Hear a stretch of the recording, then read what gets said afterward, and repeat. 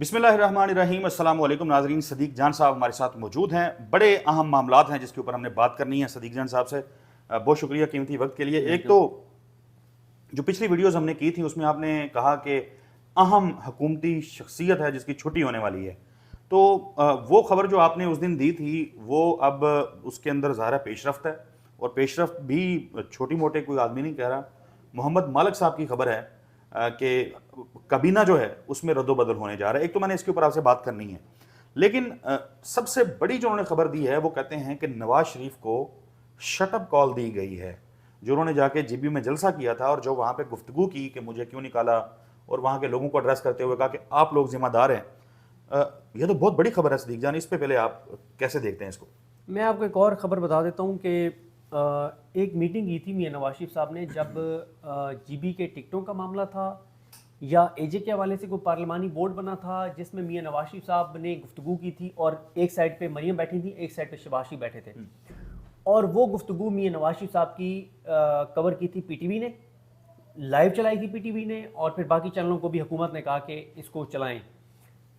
मेरी इतला यह है कि उसके ऊपर भी सर्जनिश हुई थी और कहा गया था कि अगर आप इस तरह से मियां नवाज शरीफ को भी चलवाएंगे टीवी चैनलों के ऊपर तो ये मुनासिब नहीं है। कि ठीक है, शहबाज शरीफ वज़ीर आज़म हैं, मरीम नवाज़ वज़ीर आला हैं, वो सारा दिन टीवी चैनलों पे चलते हैं, तो अब आप नवाज शरीफ को भी इस तरह से चलवाएंगे, तो उस चीज़ को माइंड किया गया था। असल में ना एक इस हवाले से ना असदुल्ला खान साहब ने एक खबर दी थी और वो खबर दुरुस्त थी।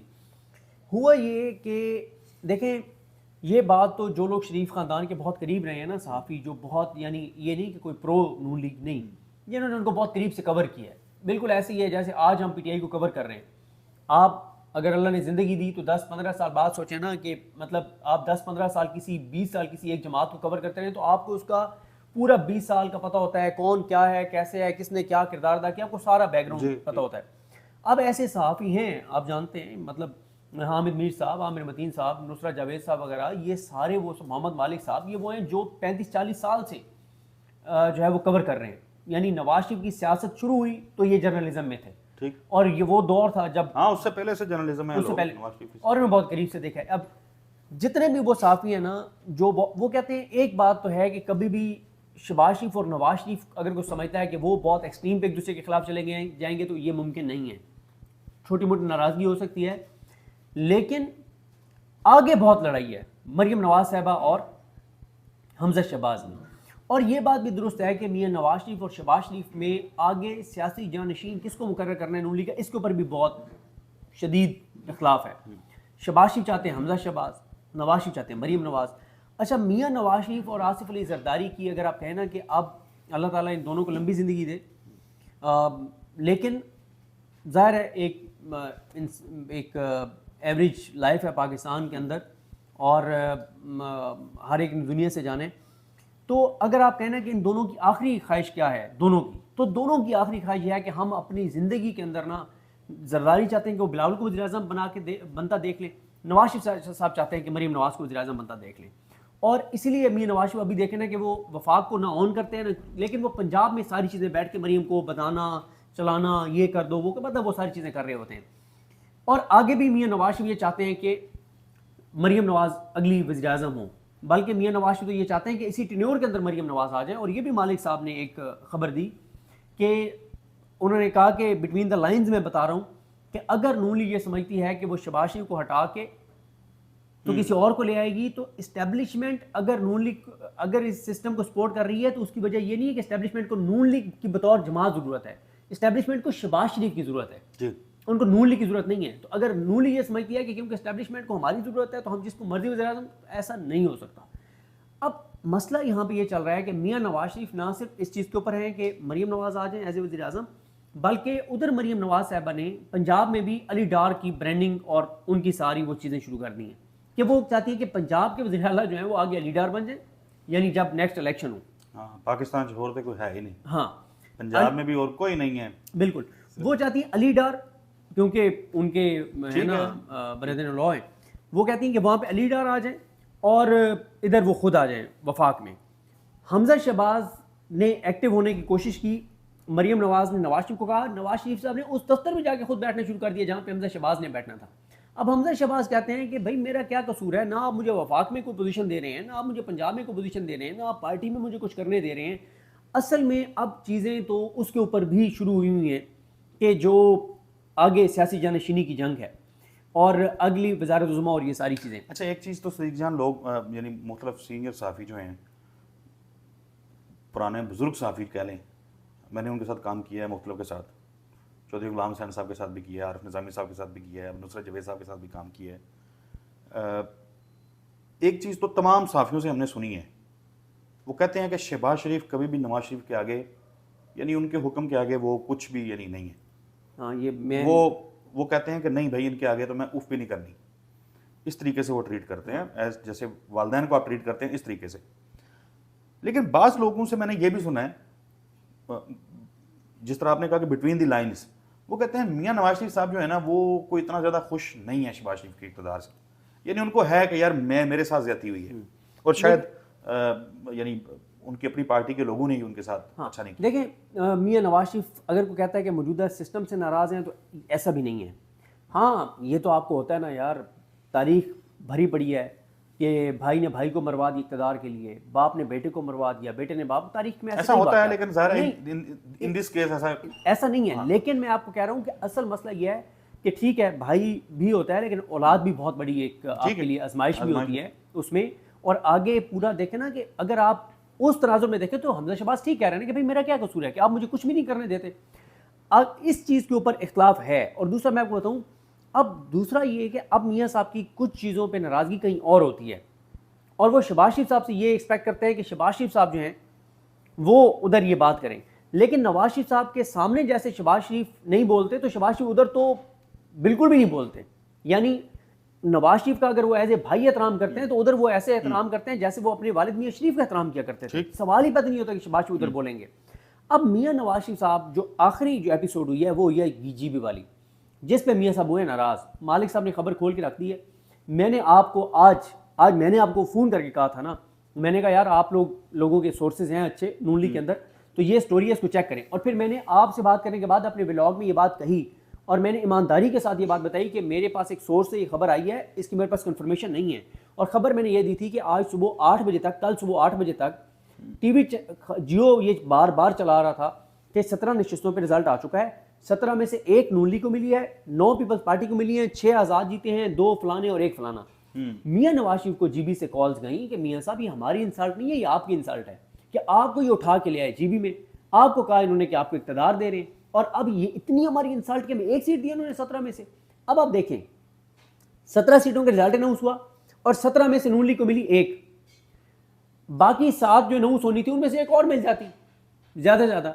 लेकिन क्या हुआ कि 17 के बाद जब रिजल्ट आना शुरू होता है तो 3 सीटें और नून लीग को मिल जाती हैं। 17 के बाद जब 3 रिजल्ट, ठीक है, अब सही बात, मुनासिब बात कर रहे हैं। मुद्दा ये है कि अभी ज़ाहिर है जीबी का रिजल्ट कंप्लीट नहीं हुआ जब हम बात कर रहे हैं, और मेरा ख्याल है कि अब हम अगर गिनने बैठे हैं तो 30 घंटे हो चुके हैं, 30 से ज़्यादा घंटे 30 से ज़्यादा घंटे हो चुके हैं पोलिंग रुके हुए, तो अभी तक रिजल्ट मुकम्मल ख़त्म नहीं हुआ।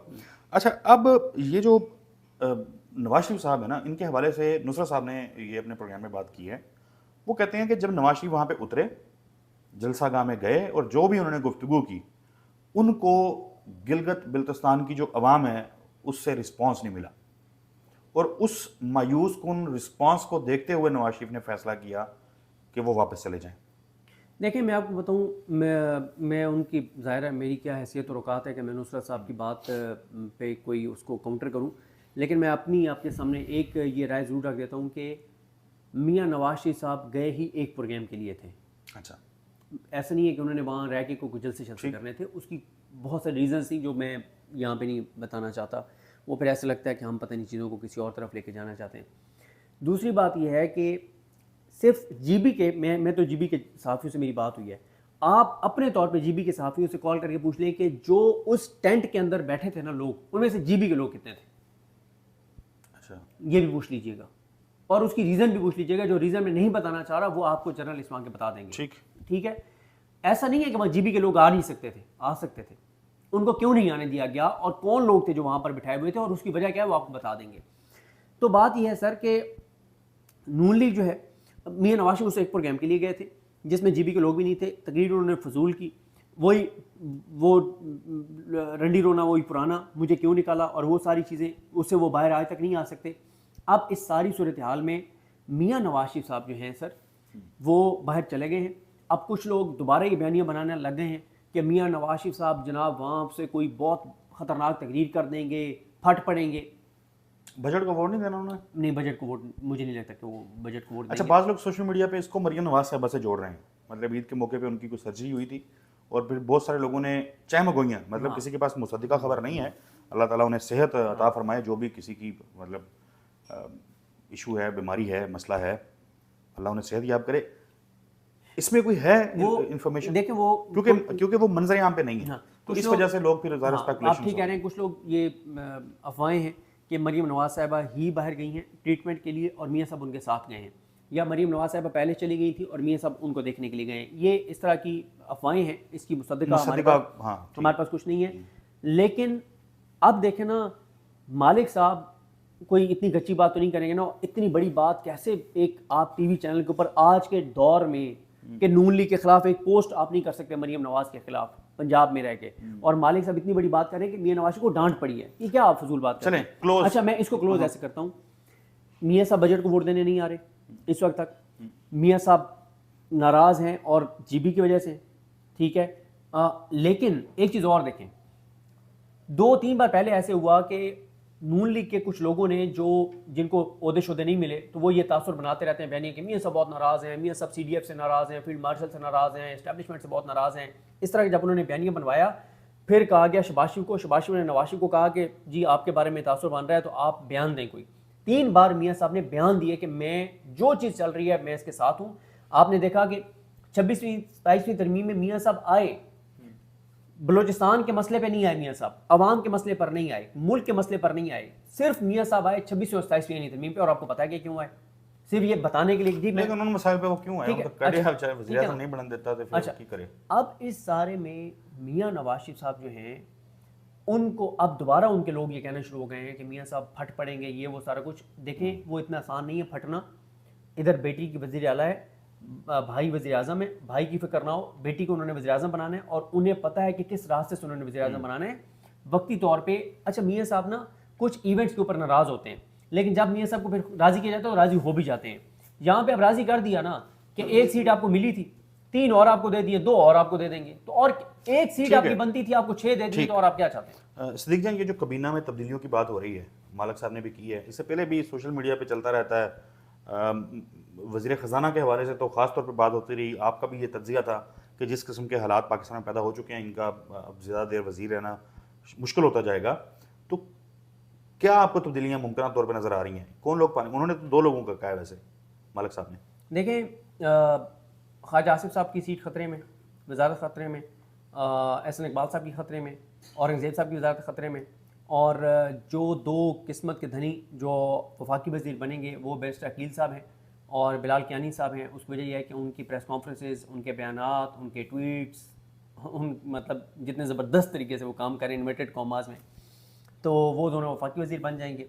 कुछ और नहीं, वैसे मैं आपके बात मतलब ठीक है, आपकी राय अपनी जगह, हक तो है ना थोड़ी सी बात करने का।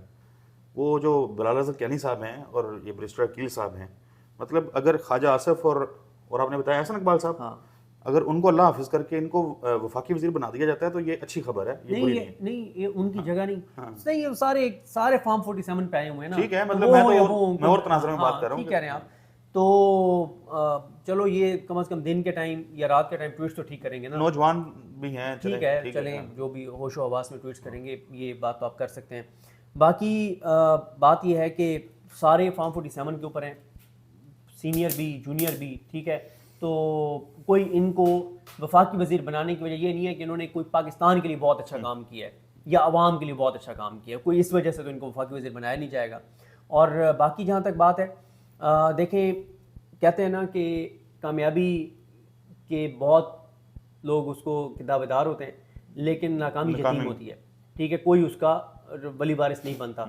तो भगदड़ इनके अंदर मचेगी। जो इस वक्त इकॉनमी की इनकी सूरत हाल है, जो सूरत मामलात हैं, तो इनके अंदर भगदड़ मचनी है। अब उस भगदड़ में कौन कौन सियासी तौर पे मारा जाता है, कौन कौन फारिग होता है, वो देखना होगा, लेकिन भगदड़ तो मचने वाली है क्योंकि चीज़ें बड़ी तेज़ी से इनके हाथ से निकल रही सदीक जान बहुत शुक्रिया। टॉप मामलात में मोबाइल पे बार बार यही देख रहा था कि 2-3 चीज़ें रह गई हैं, उस पर फिर हम अलहदा से जी, गुफ्तगू बिल्कुल, कर लेते हैं, अलग-अलग। क्योंकि पीटीआई ना कहें, तहरीक तहफ़्फ़ुज़ यानी पाकिस्तान के हाथ भी एक ट्रम्प कार्ड जिसको कहते हैं वो लगा है, एक नया कार्ड। तो क्या फ़ायदा उठा सकेगी तहरीक तहफ़्फ़ुज़ यानी पाकिस्तान, अगली वीडियो में उस पर बात करेंगे। तब तक के लिए अल्लाह हाफ़िज़।